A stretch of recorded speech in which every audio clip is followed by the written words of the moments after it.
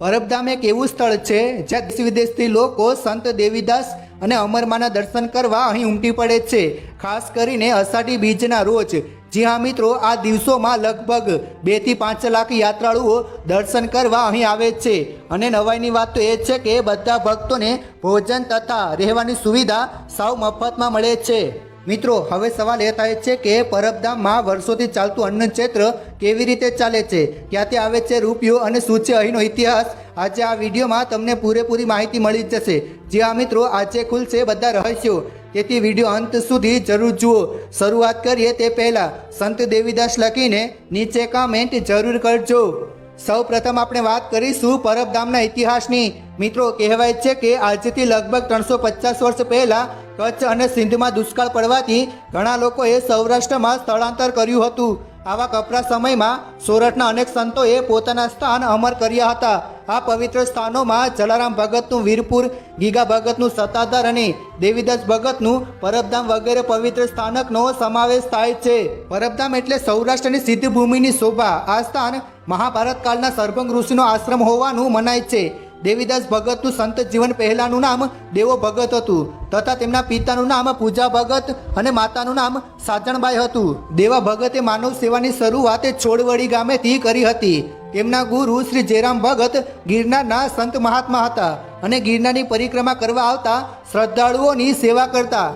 દેવા ભગતની સેવા જોઈને ગુરુ શ્રી જયરામ ભગત કહે છે, દેવા ભગત, આજથી તમે દેવીદાસ કહેવાશો અને હવે તમે અહીંથી 1 યોજન દૂરના સ્થળે સરભંગ ઋષિનો આશ્રમ છે, ત્યાં દત્ત મહારાજનો ધૂણો વર્ષોથી સૂનો પડ્યો છે, ત્યાં જાઓ અને અનાથોની સેવા કરજો।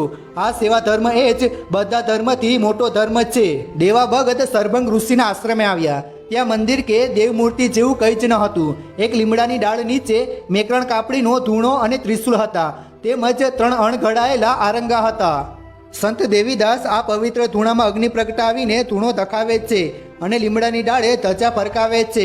મિત્રો, આ સ્થાનને આપણે આજે શ્રી દેવીદાસ બાપુના પરબધામના નામે ઓળખીએ છીએ। પરબધામની સ્થાપના સંત શ્રી દેવીદાસ બાપુએ 350 વર્ષ પહેલા કરી હતી। દેવીદાસ બાપુ પરબધામ ખાતે રક્તપિત્તના દર્દીઓની સેવા કરી ભૂખ્યા લોકોને ભોજન આપતા હતા। દેવીદાસે આજુબાજુના ગામમાંથી ભોજન લાવવા માટે કાવડ યાત્રા શરૂ કરી ભૂખ્યા લોકોને ખવડાવતા હતા। સાથે રક્તપિત્તના દર્દીઓને લીમડાના પાણીથી નવરાવી સેવા કરી નવું જીવન આપતા હતા। દેવીદાસના સેવા યજ્ઞની વાત દૂર દૂરના ગામો સુધી પહોંચી ગઈ હતી। એવામાં અમરમાં પણ તેમની સાથે સેવા યજ્ઞમાં જોડાયા હતા। સંત દેવીદાસે અમરમાને પોતાના શિષ્ય બનાવ્યા। અમરમાં જોડી ફેરવીને દેવીદાસની મદદ કરતા। સમય જતાં દેવીદાસ બાપુએ સમાધિ લીધી અને થોડા સમય પછી અમર માતાએ પણ સમાધિ લીધી હતી। પરબધામમાં મુખ્ય 9 સમાધિ આવેલી છે, જેમાં શ્રી દેવીદાસ, અમર માતા, જસ્સા પીર, વરદાન પીર, સાદુલ પીર, કરમણ પીર, અમરીમા, દાનેવ પીર, સાઈ સેલાણી બાપુ વગેરેની સમાધિ અહીં આવેલી છે। ઘણા ગાદીપતિ આ જગ્યા પર થઈ ગયા। છેલ્લે સેવાદાસ બાપુ સ્વધામ ગયા પછી તેમના શિષ્ય કરશનદાસ બાપુ હાલ પરબધામના મહંત છે।